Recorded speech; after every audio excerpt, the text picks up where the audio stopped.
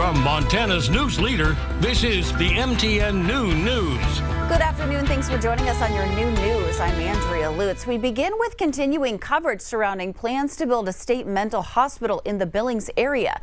Governor Greg Gianforte is expected to announce the state now will take a new direction in planning that mental health hospital in Yellowstone County. Billings lawmaker Mike Yakowicz says the governor has asked the State Board of Investments to step aside as the lead agency on the project. That announcement was expected during today's Board of Investments meeting. In recent weeks, though, leaders toured 5 possible sites in and around Billings, including one off Skyway Drive in the Heights. Local officials have raised concerns about the site selection. They say the state has not shared enough details about the plan. A tragic shooting that claimed the life of a 19-year-old woman on the Blackfeet Reservation is now moving through the federal court system. The man accused of pulling the trigger, Trayson Lee Sharp, appeared in court to face charges. MTN's Brianna Juneau has the details. On Tuesday, 21-year-old Trayson Lee Sharp, accused of shooting and killing 19-year-old JD Butterfly, appeared in a Great Falls courtroom and entered a not guilty plea. Federal prosecutors say the incident happened on December 28, 2024 in Browning. Sharp allegedly pointed a loaded firearm at the victim and pulled the trigger, killing her instantly. The firearm, according to investigators, was an illegally modified shotgun with a barrel shorter than 18 inches and not registered as required by federal law. Court documents describe the shooting as involuntary manslaughter, suggesting that while Sharp didn't intend to kill JD, his actions were reckless and without caution. He faces 2 federal charges, involuntary manslaughter and unlawful possession of an unregistered firearm. If convicted, Sharp could face up to 18 years in prison combined. Despite the serious charges, Sharp was released from custody on Tuesday, pending trial, a decision that devastated the victim's family. And it was really disheartening to hear that not guilty. And for him to be released at this time is even more disheartening. You know, she just had a lot of dreams in life that she was, actively working on. And her goal was to come back to the reservation and help our people. There was just something about JD that just brought more to life. Friends and relatives say JD Butterfly was kind, thoughtful, and known throughout the community for helping others. Her sudden death has left a deep emotional scar. But I do know we still have a long road ahead of us. We're just taking it day by day and just hoping that justice is served. The next step in the case will be pre-trial motions, though a trial date has not yet been set. In Great Falls, Brianna Juneau, MTN News. We have an update this afternoon on a tactical situation that's happening in Butte on the 700 block of West Park Street. This is all coming from Sheriff Ed Lester, who is advising the public to stay out of the area. Park Street has been closed to traffic from the 400 block to the 800 block. We do have a reporter on scene who says SWAT is calling a man's name to come out. Police are heavily armed and in tactical gear. We'll share more details with you when we get them. A heated legal battle over gender identity was returned to a Montana courtroom. At the center, an appeal in Missoula challenging how sex is listed on Montana driver's license.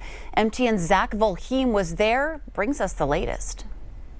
On Tuesday, the ACLU of Montana argued in front of Missoula District Court Judge Shane Vanetta that gender identity discrimination is sex-based discrimination. The Montana Human Rights Commission determined that gender identity is not, or discrimination on the basis of sex does not include discrimination on the basis of gender identity, and in denying our client the driver's license. So we're asking the court today to overrule that determination and say once and for all, as a matter of law, sex discrimination includes gender identity discrimination. The case, burnt via the Montana Department of Justice, hinges on the sex options on Montana's Motor Vehicle Division, MVD, driver's license form.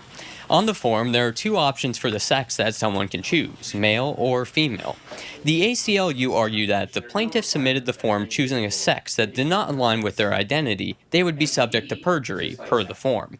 The plaintiff was seeking an X marker for their sex identification. The ACLU of Montana also argued that transgender and non-binary individuals fall into a protected class. The state argued in rebuttal that since the plaintiff did not submit the form, there was no discrimination. And even if the plaintiff did, the defense stated that there is a section on the form that states the individual filling out the form would not be subject to prosecution under the law for their choice of which sex they selected. That certification reads, I certify under penalty of law that the above information and answers on side 1 are true and correct, except for my answer about sex. However, the current Class D license form, a standard driver's license, on MVD's website does not have this text exception for the applicant's answer to the sex identification box. In a statement to MTN, Amanda Brainack, Communications Director for Attorney General Austin Knudsen, stated, "Of course, gender identity is not a protected class. As noted in court this morning, the issue is that MB did not select a sex, therefore did not complete the form, which is why MB did not get a driver's license. There is no discrimination here, regardless of what the ACLU would like you to believe." Whichever way the decision goes, it is expected to be appealed up to the Montana Supreme Court. In Missoula, I'm Zach Fulheim, MTN News.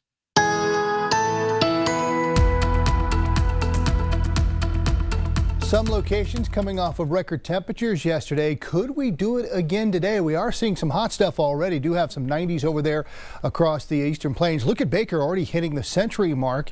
Over on the western side, we're looking at 70s and 80s. We've got 80s and 90s down in northern parts of Wyoming as well. You may see some hazy skies out there. Until the top of the hour officially, we still have an air quality alert for portions of the Bighorn Basin and the Owl Creek and Bridger Mountains until 1 p.m. We'll see if they extend that out. But we do have that flow coming in from the west-southwest, so more of that wildfire smoke is pushing into the area. So if you have a sensitivity to smoke, just check on the air quality before stepping outside. We do have some showers to our southwest. Will we have severe weather today? We'll take a look coming up. In Sanders County, crews are still battling the Knowles fire, which has burned about 1,000 acres since Sunday. That fire is just outside Paradis, north of the Flathead River on Highway 200. Well, the Northern Rockies Incident Management Team took over Monday night. Steep, rocky terrain is making access difficult, so crews are shutting across the river and hitting the fire from both the ground and the air. Responders are using Highway 200 as their main corridor and asking drivers to use caution and watch out and slow down.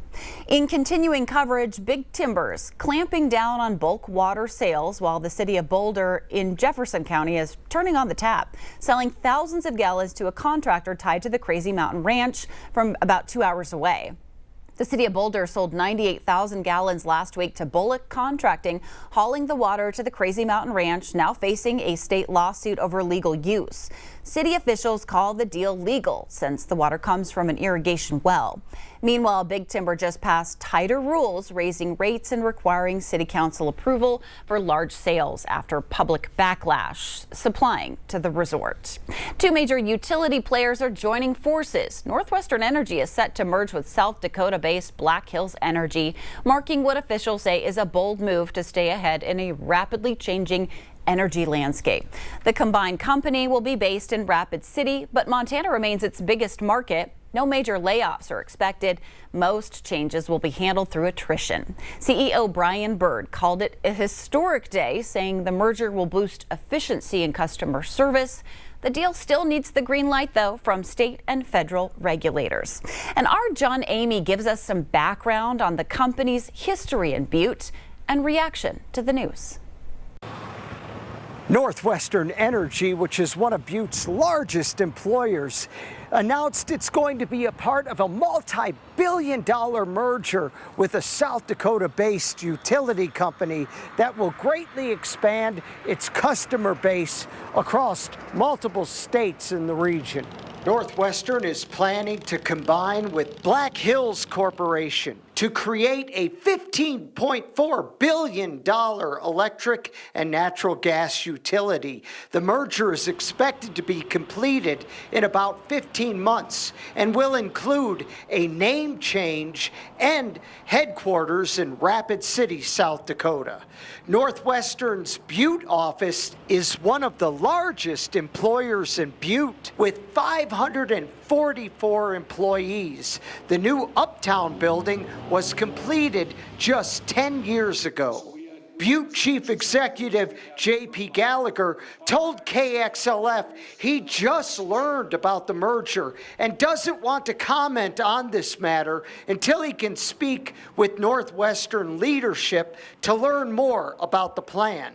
Northwestern Energy took over the storied Montana Power Company in 1997. Montana Power had been headquartered in Butte since it first started in 1912. Butte residents who were around at the time remember it was a major shakeup in the industry. The Montana Power was the cock of the walk, the king of the hill, Montana. King of the politics in Montana, the biggest economic entity in Montana, right? And they frittered that away with careless decision-making, all in the name of we think we can make a quicker buck. And so that's what makes me a skeptic about all these conglomerations and consolidations. They're all about money. They aren't really about people. Northwestern says this new merger will help them invest in grid infrastructure and meet rising demand for power. In Butte, John Amy, MTN News. In Gallatin County, we're learning new details following a recent tragedy. A woman killed after being struck by a train near a fishing access in Three Forks. MTN's Cassidy Powers met up with the Gallatin County Sheriff to learn how all of this could have been avoided. On a hot, sunny day in Montana, many folks flood to water. If you're from the Three Forks area, you've probably visited the Milwaukee fishing access, and you probably recognize this bridge. I commute a lot from Big Sky to here, and every time I've driven by here, when it's warm out, I see kids jumping off this bridge all the time. And I caught up with Cesar Gonzalez before he hit the river. My buddy came out visiting from California. I'm enjoying the weather, enjoying fishing. Cesar is a traveling lineman who lives in Three Forks. He says he comes to the Milwaukee fishing access often, so I asked him. So you hadn't heard about what happened, correct? No, I haven't heard anything. I informed Cesar that last Wednesday, shortly after 4 p.m., 20-year-old Anna Steigerwald of Littleton, Colorado, came to the Milwaukee fishing access with friends. They were swimming in the water when Anna got out to explore the railroad tracks on the bridge. While she was on the tracks, a train began to approach. Anna tried to get off the tracks, but tragically, the train struck and killed her. I mean, it's so easy to climb up there. I don't know, maybe putting like a fence around it or something, some to prevent people from going on there, because they're going to do it. Cesar brought up a good point. As I walked around the popular fishing access, I noticed there was not a single warning or no trespassing sign in sight for these railroad tracks. I reached out to Burlington Northern Santa Fe Railroad about the lack of signage. No response. So I met up with Gallatin County Sheriff Dan Springer to get his thoughts. It is private property. It would be owned by Burlington Northern Santa Fe. And so, I mean, it could be posted or it could be fenced off, I guess. But as it sits right now, no, there's nothing out there to warn them. Despite the lack of signage, Springer tells me railroads are more dangerous than many people realize. Especially when you're in front of a train, you really can't hear them unless that whistle's blowing. The sound of a train is more from the side and the rear. Springer says this advice goes for when you're driving as well. If you're coming up on a railroad track to cross over as a vehicle on an unmarked intersection, make sure that you stop, take a good look both directions, and then cross. Although train accidents are not very common in Gallatin County, I was looking up some of our statistics. In the last few years, there's been about 3 incidents, this being the third. Springer wants to remind everyone that train accidents do happen. So even if you think a track is inactive, please stay off the tracks. Recognize that these are active tracks. Many of them are active. You may not know when they're coming, and you may not be able to get away from them. In Three Forks, Cassidy Powers, MTN News.